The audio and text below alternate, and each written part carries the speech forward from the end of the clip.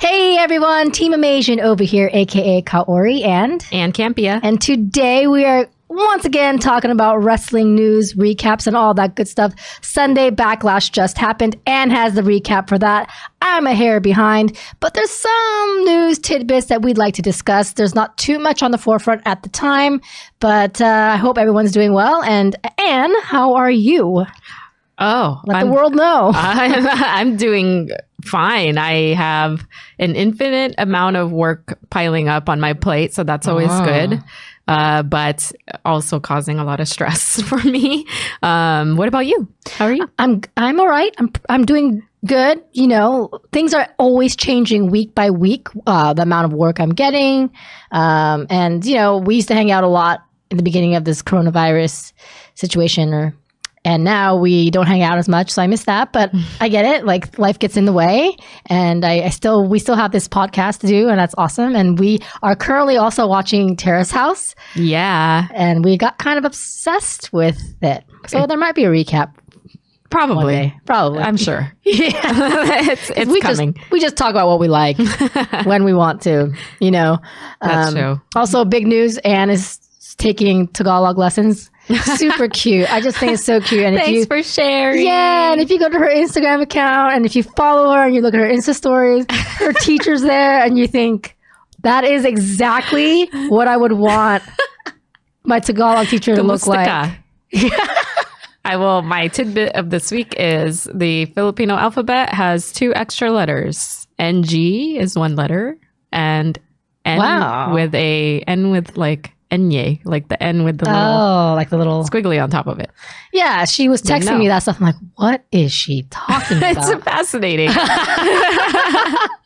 I mean, so I think another show we'll have is where we just showcase our languages that we're both learning, because Kaori is also brushing up on her Japanese. Yeah, it's getting tough. It's getting tough. It's hard to think in a different language it's hard to speak in a different language when you're thinking in a different language. Right. So you and I have to go to Japan and Philippines respectively. They're close. And just be there together. We can do it for a while. Yeah. Easy. Yeah, for sure.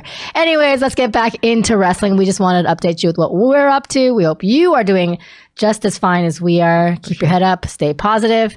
On to some wrestling news before Anne talks about Backlash. The first one that I'm going to mention, that actually Anne brought up all these news tidbits today, so thank you for rounding that up.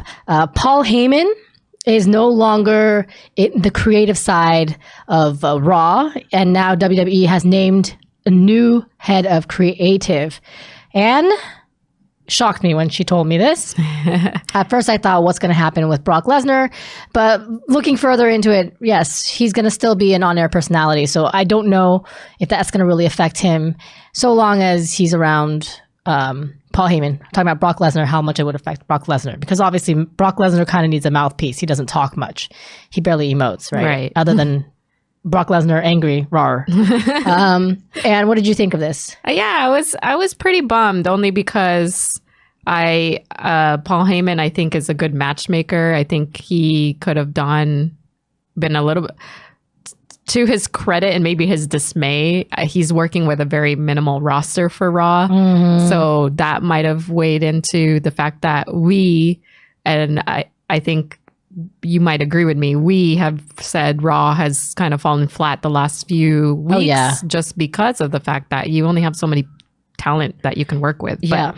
But I think history-wise, Paul Heyman has been really good in that creative role. I feel like he knows how to set up matches, like put the right people against each other. I think that's why when he got this role, or was it announced about a year ago, people were extremely excited to see that he was going to be at the helm of Raw. Yeah.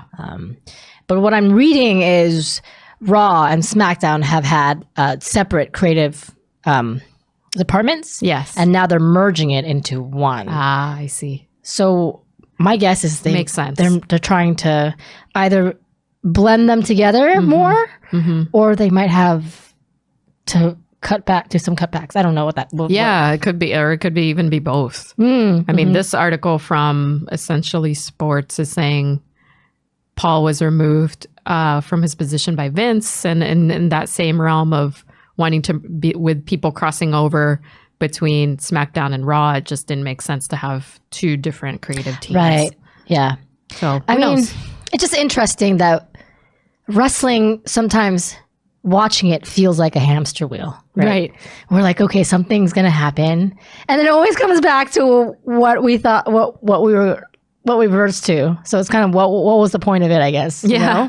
Yeah. Like it was such a big deal when they were splitting the SmackDown Raw brand and what was it called? Drafting people. Yep. And then slowly it was like, okay, only the really big superstars like John Cena, Roman Reigns can go on both. Right.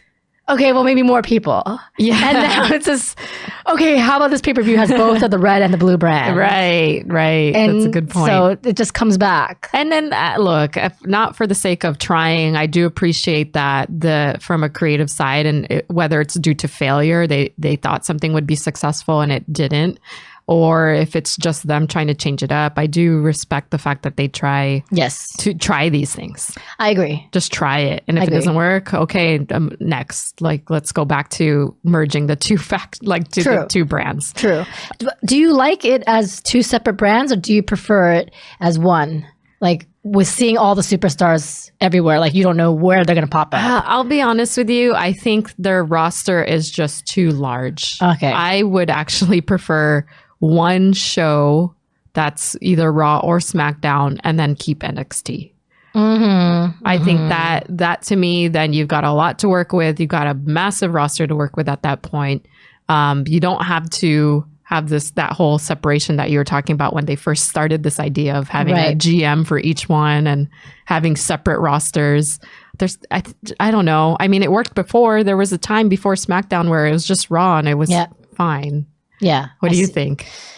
I think it's tough because you're right. There are a lot of superstars, but 3 hours is a long time. Yeah. But 3 hours is also not enough to showcase all the superstars, right? So I think if they are going to do a Raw and a SmackDown, they might want to have two different rosters and not have an exception to each one. Like just a completely different show, right? Right. Like, yeah. I'm watching Daffy Duck or I'm watching Elmer Fudd. You know what I mean? No, that's a good point. Yeah. Make it really, really separate. Yes. Yeah. So the in-between thing is what makes things complicated, right? The gray area in any kind of thing makes things complicated. The problem is they do have just an enormous amount of people on the roster. But at the same time, even now, they're not really utilizing those people. Right. And we're continuously seeing the same people sometimes 3 times in one night, especially on Raw. I think Raw is maybe 60-70% commercial. I think. It feels like it. I don't know if it's true, but it's just like, okay, KFC commercial, okay, Pizza Hut, or, you know? Yep. So, yeah, I don't know. But there's no answer, and we're always going to... gonna watch. I mean, I'll still be excited to see Paul Heyman come out as a talent. I think he's so great at the mic. To your point, he can hype up like a freaking, I don't know, what's like the most boring thing you can do is watch paint dry. Like Paul Heyman could hype that up for me. Watch Bailey wrestle. That's a good one. Yeah, so I'm glad that they didn't get rid of him completely, but it is a bummer to see that they took him out of that role. Role. I mean, you know, I look back on when Brock Lesnar first became the champ in this kind of era in the past 10 years. And I was upset because he was a part-timer and he was not always on the Raw brand. I think a lot of people at that time thought, if you are a champion, you should be showing up every week. But then as time went on, it suddenly felt like, you know what, this can work. He can be like the final boss of a Mortal Kombat kind of thing. And he doesn't have to show up all the time. And I think a lot of that has to do with Paul Heyman. Right. You know? Yeah, because he couldn't have done it on his own. For sure. I agree. Yeah. Okay, next up, we are going to talk about, COVID-19. Rumor has it that WWE discovered a positive test for the coronavirus, and now they have to test the entire roster. Yeah, it's not good.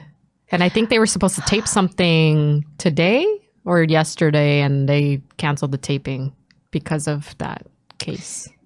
Yeah, I think that they were going to do some pre-tapes of Raw or SmackDown. I forgot what it is. I read the article, but this slips my mind. But they're going to resume soon. Yeah. But here's the thing. An unknown in-ring personality or on-talent personality who wasn't a wrestler, but it was clearly someone, an on-air talent, tested positive early April or March or late March. Yeah, earlier. They didn't disclose who, right?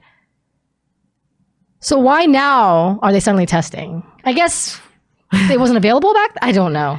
It's just an odd thing. Or why didn't they take precautions then? I'm just kind of baffled by it all. Yeah, I feel like we need a little more details because you would think after the first case that they found that I assumed they were putting measures in place. And from a fan standpoint and watching the shows, yes, they were adding more and more people into the audience, which was fun. I kind of liked that idea.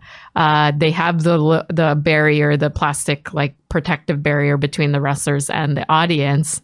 But I had to assume, because we wouldn't be able to see this, that they were actively, cleaning everything, making sure people had temperature checks, which I believe WWE put out a statement, said they were doing all of those measures with the exception of testing. Right. So, and then I also was reading that sometimes they would let employees or personnel in who didn't meet temperature requirements. So it wasn't to a T perfect. And I'm just going to say I went to my work on Monday and they took my head test and I was like 2 degrees lower. It's not a big deal, but they're like, whatever. And I thought, okay, it's not a big deal, but what if it is? Right. So you just don't know. Yeah, it's really a challenge in this environment right now with everything opening up. People are trying to figure out how they can support their business, but then have the proper COVID, testing and everything in place. I think WWE was one of the earlier businesses to say, hey, we're still going to continue to run our business as best as we can. After AEW, I think WWE also stepped in and started introducing more and more people into the same area. I think there's only I think I see it both sides. I think there's only so much you can do for your business. They were doing temperature checks for the most part. They were sanitizing. They were having people stand apart. Yeah, they were. But I don't know. Where do you draw the line, right? So I think that's part of like even going to Disneyland, for example, right now is by entering Disneyland, you're telling Disneyland you're not going to go back and sue them if you get coronavirus. Yes. And you know what? There's so many different mindsets on the spectrum. We have people that think coronavirus is a complete conspiracy theory. Some people are just so afraid they won't leave their house. Right. And then there's that sliding scale, right? I know I personally err on the side of caution. I get really frustrated. I know Anna and I we brag on people in our cars about did you see that person not wearing a mask? Yeah. That's our level. Always. Right? It's bad. It's pretty bad. Significant others okay. They're pretty freaked out by that. But yeah. But what I was going down the path of is there's also the issue of rumors have it that Roman Reigns says I'm not doing this because I'm high risk because of lupus. I forget what he has. Leukemia. Oh my God, not lupus. Sorry, leukemia. And then Sami Zayn really had to relinquish his title, and then they had this whole tournament for his title. Yeah. But then other superstars feel that they shouldn't be forced to go to work when others. It shouldn't matter on the status level where you are, right? No, it shouldn't. Yeah, it shouldn't. But it's kind of the way the world works. I know. I feel like when my gym told me you're going back to work if clients want you, you're going to go back to work. I felt really, and I still feel really uncomfortable. But I go in if a client wants to work out because the problem is if you don't go in, even though you have an opportunity to work, you won't get paid unemployment. Right. So you're screwed. Yeah. Either way, you have to go. Right. Yeah, it sucks. It's a horrible situation. It's a horrible situation for everybody.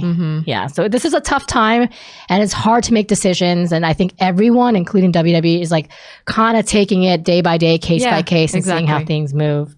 All right. So then we have, which one do we have next? Oh, yes. Apparently Christian is back. Anne has more to talk about on this. I don't know. Did you watch it? I did, but yeah. So that's why you have more. I'm like, do I though? I know. I mean, just from me telling you that he came back, what was your initial reaction? You know, my initial reaction was, and? You know, like we were already in discussions in the kitchen about the better one came back already. He already had his debacle with Randy Orton. And I guess it's cool. Christian's back. I guess it's cool. But I know they're looking for more heat. They're looking for more entertainment to rile us up, get the excitement going. They're looking for, you know, big stars, big names.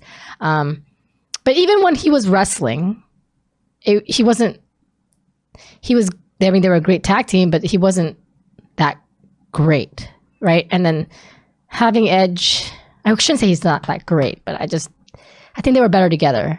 But then having Edge come back and then him come after, just shouldn't they have to come back together? I don't know. So, what do you think, Anne? Yeah, I'm kind of in the same boat. I think I always saw Edge as like the more formidable opponent. Although I think Christian's wrestling style was pretty good. Like, I don't think he was a horrible wrestler. No, but to your he's not. point, I think they elevated each other. And so to have Edge come back, which I thought also is the bigger name of the two. Mm-hmm. And then you have Christian, which just in the name alone, Christian is so generic. It's like Christian and Edge. Yeah, and then you got Edge. Like, holy crap, just in the name alone is like, there's a big difference. So Yeah. The storyline wise, it makes sense that he would come after Edge loses at Backlash. But then he was only in the ring for maybe 2 minutes before he got jumped and then it was over. Like, really? I mean, so what was the point then? Exactly. So why would the story make sense, right? I don't know. Yeah, like he's supposed to come in and defend his friend and then he just got jumped. Like that. Yeah, it was killed immediately. And also, like, your friend and him fought at WrestleMania. You could have like came in before then, or any time between April to now. So there's just a lot of things going on. It's just like, what? Yeah, I think even just across the board, if you look at some of the commentary and the articles about Christian coming back, it's pretty consistent saying that it was a wasted return. What if do you think he'll wrestle again, or? Yeah, so I think, well, all of the articles are leading to Booker T saying that he thinks Christian will be at Extreme Rules. Okay. So Christian is cleared to wrestle. Okay. So maybe that at the next pay-per-view, I'm assuming. So they're like literally tag teaming each other. Yeah. Literally. Yeah, like Edge gone, Christian come back in. And then maybe by the end of the year, they're back together as a tag team. And then... See, that'd be cool. And then we bring back Gangrel and then you have the whole brood back. Yeah, as soon as you said... Yeah, right. Where's Gangrel? As soon as you said Christian, Edge, Gangrel, my heart started going... Yeah, that'd be cool. Right. So Gangrel, if you're out there, I have no idea where that guy is anymore. They should bring like people back that are long forgotten. Like I would crap in my pants if AJ Lee came back. Oh yeah. I could see you doing that too. Yeah, I literally be disgustingly gotta go to the bathroom. Crapping because you're so happy she's back. Yeah, I don't know how she would do now though. Because the female wrestlers have gotten really good. Point. That's a good point. So I'm very curious about her character would be great. Mm-hmm. I just wonder about her wrestling. I mean, again, like she'd be wrestling with people that could help her look good and stuff. For sure. But it'd be very interesting. Yeah. Well, I wonder if she'd ever come back. Yes. And then before we got to the Backlash news, there's also the news of sad Christmas, right? Lana and Bobby Lashley are TV breaking up. I mean, finally. They were really credible for a while, though. Like, when that first started, I was thinking, is this for real? I know. Like, not that they're together, but does Lana really hate Rusev? Like, are they really divorcing, broken up? They definitely sold it, right? Really sold it. I mean, talk about kayfabe, you know? To the point where, even for me, like, they convinced me to the point where I was going through, like, a rabbit hole of looking at their social media and seeing that they had completely wiped each other out from their social media accounts. Like, this was really calculated and smart. I think, you know, that's like something that the 80s and 90s would do. Yeah. Like, they don't do that anymore. I know that in social media makes it difficult. Point. Yeah. But that's a big reason why it was so believable. Like these wrestlers, you would never see them out to Target, even hanging out, and then they hate each other on screen. It just would never happen. You know? If they hated each other on screen, you would think they hated each other. Yeah, yeah. So anyway, I haven't seen that credible of a storyline. Yeah. For what it's worth, it wasn't a good storyline, but it was still very credible. So I give them props for that, because it's like, she's posting pictures of him and her together, Bobby Lashley. She unfollowed Rusev. Yeah. It's just unreal that they did that. Yeah, they went for it. Amazing. It's amazing. Yeah. And they lasted for a good 6 months or whatever, how long that weird stuff happened. And I think just like on the flip side of it, with Rusev now not a part of the WWE roster, you know, where does he go from here? Lana's now out of this fictitious storyline. So, I mean, I read maybe she will go up against Natalya, but yeah, the thing is, like, poor Natalya, man. I know. Like, she deserves really good wrestlers to go up against. Not to say Lana sucks, but she's not as good as like Charlotte, Sasha Banks, Bayley, you know? Yeah. But yeah, I mean, Bobby Lashley and Lana's storyline, cringeworthy to the max. Like, you're like, ugh, their massages. I know. I can't. And then, but it's, I know we talked about how she interfered with his match, even though he said not to. Yeah. And I think that's part of what catapulted him to divorce, quote unquote, her. Yeah. So I guess now we know why that storyline happened. It was kind of odd, though. It was odd at the time. Yeah. It didn't make sense. It still is. Like, I mean, I'd be pretty upset if I went somewhere and then my boyfriend's like, I'm breaking up with you now because I told you not to go. Yeah, that could be a problem. It's like, damn, talk about serious. But, this storyline will not be missed. I think it's one of those things that we'll forget. Maybe 5 years from now, we'll be like, top 10 worst storylines. It'll be one of those. Yeah. Like, just one of those odd romantic. Do you remember when Lana and Bobby Lashley? Yeah. All right. Anyway, so now we're going to talk about Backlash. I'm going to leave the mic to Anne, and I will respond as my reaction as you tell me about your recap. Okay, all right. Go for it. So I would say overall, Backlash was maybe a C. I would give it like a C. An average. Average. Okay. Yeah. It was okay. I actually thought In Your House was better. So the first match was, and I don't know if this is any order, but we had United States champion Apollo Crews, who beat Andrade. Okay. Thank God. To be honest, only because Cruz hasn't had the belt for that long, so it would have really sucked to see him lose it that fast. And Andrade. I never say. Yeah. Which they fight I feel like he fights every week. Every week. This could have easily been a match in Raw, but it was a match for the pay-per-view. I think the actual wrestling, like the actual match was good. It's just, I just don't care for the rivalry, to be honest. It's funny because you said this could have been a match on Raw, and I'm like, hasn't it been? It was a match. Yeah, I feel like quite a bit. Yes. Like. Yep. Yeah. Yeah. So it just feels like, from what you're telling me, I imagine it being a filler match. Yeah. I mean, because he has the championship, of course, you got to defend it. Yeah, of course, that makes sense. Pay-per-view, but couldn't they have had someone else? I mean, they should have had it lead up to this pay-per-view. Which I think they were trying, but it's like a Cruz only had the belt for maybe 2 weeks now? Mm-hmm. So there's only so much story you can build. True. And Andrade was already in the ring every week. It's hard like when you're saturated. Like we're saturated with him. Yes. So it's hard to really invest in a storyline when every week you're seeing him and he's fighting somebody else. You're and now it's Cruz. And now next week it's going to be somebody else. And so when you use somebody to that extent, it's hard to be invested because every week, they're going to have a different person that they're fighting, new storyline. Head on nail about saturated. Saturated might be the right word for that. Yeah. Like, and now when you say WWE saturated, I'll think Andrade. 100%. I know.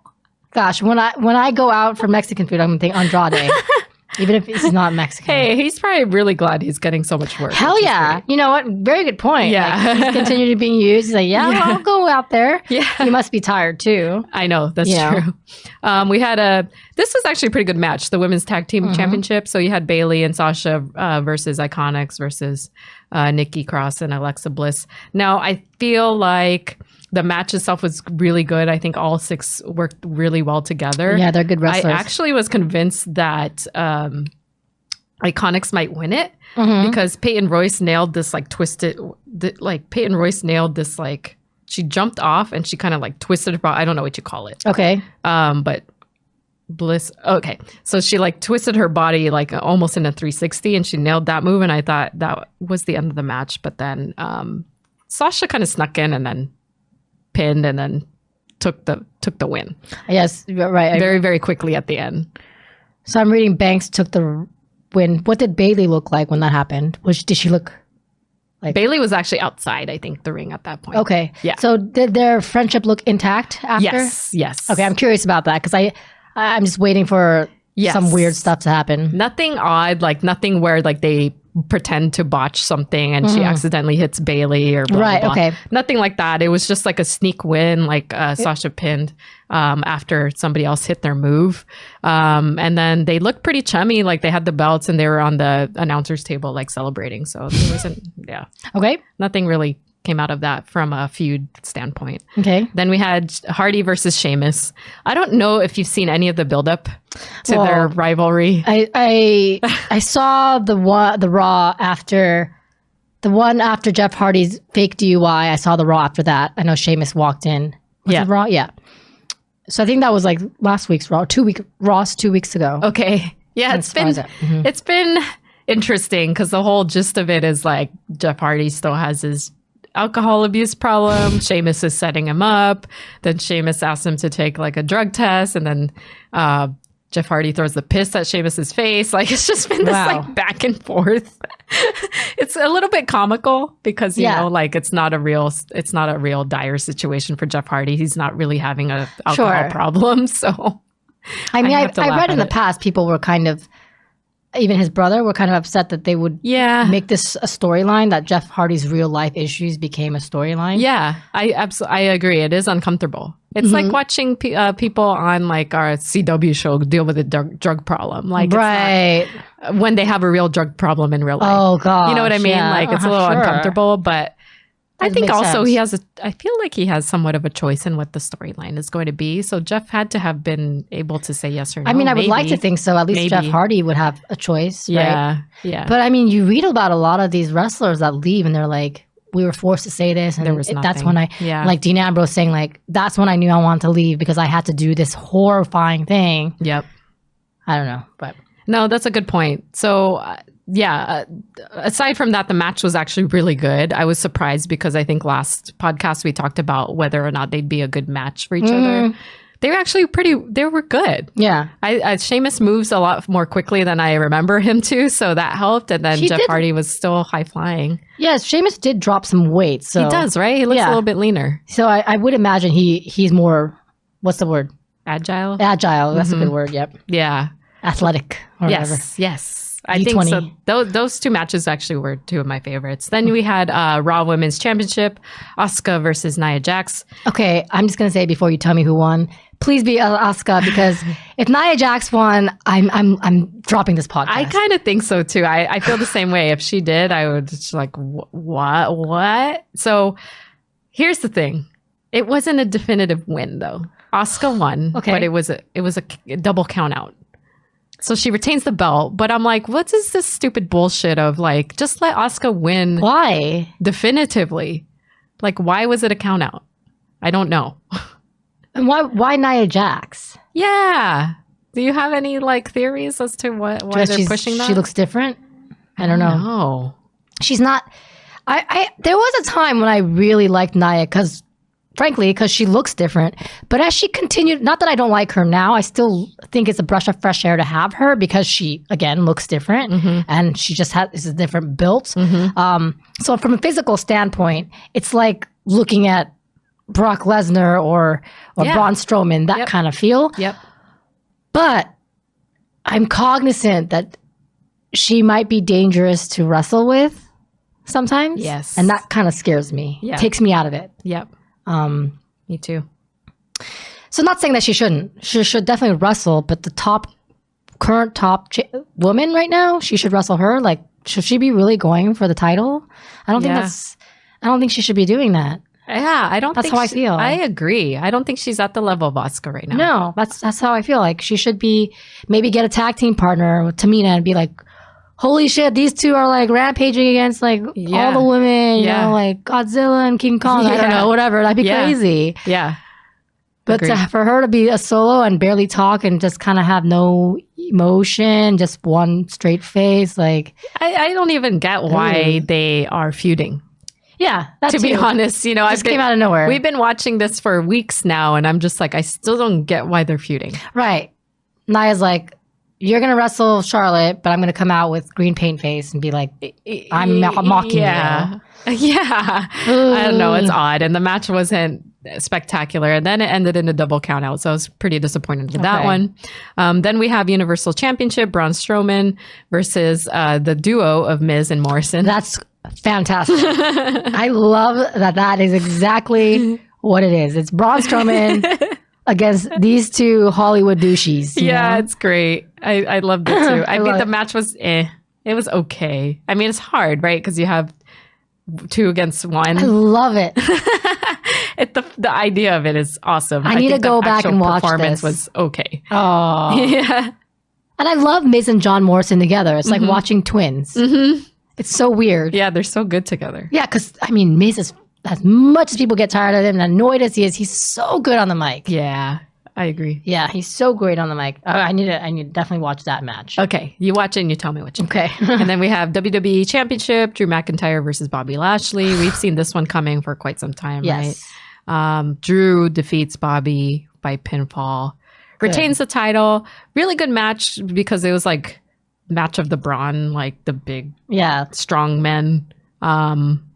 I would have been surprised if they gave it to Lashley, to be honest. Yeah, I would have been too. Drew's a really good champion. Yeah, and this is really, I think, also the build up to the Lana breakup that we talked about. Sure. Maybe a conflict between MVP and Lashley. Yeah. We'll kind of see what happens there.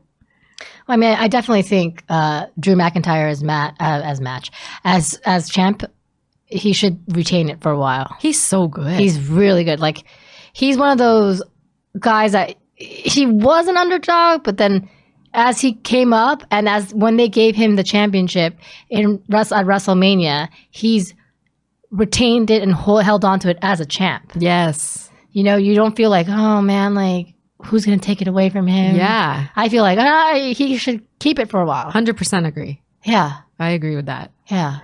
Okay. Then we had Street Profits and the Viking Raiders brawl across the Performance Center.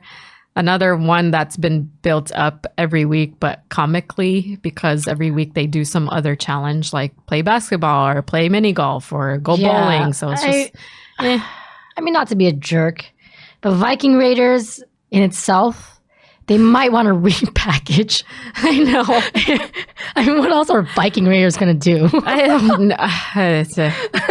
Yeah. I say this jokingly, but it's kind of like weird. They tried to do the whole like cinematic, like funny, like let's have them go all throughout the Performance Center and make use of the entire space. But I don't know. It just fell flat for me. I'm starting to enjoy, well, I haven't seen this yet, but I'm starting to like respect and enjoy their cinematic stuff sometimes. Yeah, if it's done right. I was going to say, if it's done right, but sometimes it's done quite campy and they don't need to have like, so Anne and I, you know, Team Amasian, I remember one night or for a couple of nights we had like us against our friends, Dave Griffin. Oh, yes. Oh, you're right. And Michael Medina. Yes. And we went bowling, mini golfing. You're right. And arcade. And that's what it feels like. They stole that idea from us. They stole it from us. They saw my YouTube channel like, these guys. That is too funny. That's exactly what was happening. Yeah, I would have just put them in a normal match together rather than the whole go throughout the Right. performance I mean, center. we should have ended with a wrestling match. Well, we would have won because I would have you, but that's funny. So funny. Let's challenge them now. Now we're like 5 years later, guys. I know. And then finally, the last match, the greatest wrestling match ever, as it was dubbed, Edge versus Randy Orton 2.0, right? Because this is the second match between the two. Why do you think this match came to fruition? Do you have any thoughts as to why they decided to fight like again, not long after they fought already? I mean, I think WWE likes to drag things on. I think Edge is just a huge celebrity in wrestling. Randy Orton has he's like a legacy in there at this point. And them two together have so much history that I think WWE, I'm pulling this out of my ass, but I would guess that they thought this is what all wrestling fans are waiting for. Yeah. And let's do it again. Yeah.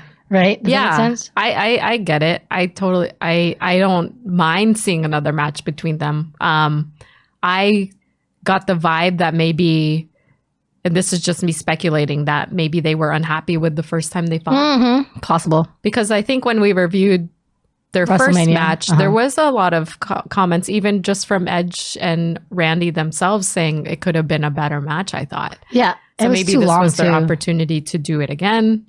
And really hype it up to be the greatest match ever. Right. I think it was really cool. I would watch this match just for the introduction because they had the late Howard Finkel do they put together an introduction from him, which was really cool. The match itself was I actually think it was better than the first one. Well, it was a match, right? Yes. I think that's the big difference. Yeah. It wasn't like, let's go to the bathroom, then the cafeteria, and then the showroom around the NXT Performance Center, Yeah, it was good. They finally showcased what we were hoping for, was a true wrestling match between the two of them. So I think that's probably a good point. Yeah. They probably wanted to do it the right way, I guess. Yeah. So it's nice that they were able to kind of have a redo, and the match, in my opinion, was better. I think it was the best match of the pay-per-view. Okay. Yeah. Good. Thanks for the recap. You're welcome. All right. Is there anything else that you want to mention in this world of wrestling or anything? Kaori's great. That's it. Oh, the sweetest. Anne's more great. Greater. You should go to her Instagram and look at her Filipino. You can't get over it. Why don't you sit in my class next week? I was like, because you just can't imagine. This is like the perfect woman, to teach. You're like, does this woman go in the kitchen and make kitchen. pandesal? Do you want adobo or whatever? I think it's also because I watched part of Joe Coy's new comedy special. Did you watch it yet? Yes, I have. I watched a part of it, and Nigel wasn't enjoying it very much. I think he just doesn't understand Filipino culture. Sure. But I was just like, oh my God, Anne would love this. Anne would totally get this. It was just really cute. Oh, I appreciate it. Really, really cute. Anyways, guys, thanks for listening to yet another wonderful wrestling podcast. We hope you continue to tune in. Tell a friend. Let us know if you've got any news tidbits. Let us know how you thought Backlash went for you, how Raw's doing SmackDown. Just give us any comments you'd like to give us. And in the meantime, give us a thumbs up. And also, again, tell a friend. In the meantime, you can follow me at KAORIOUS. You can follow both of us at Team Amasian, and Anne. You can follow me at Ann Campia. All right, guys. Thanks for tuning in. We'll catch you next time. See you. Bye.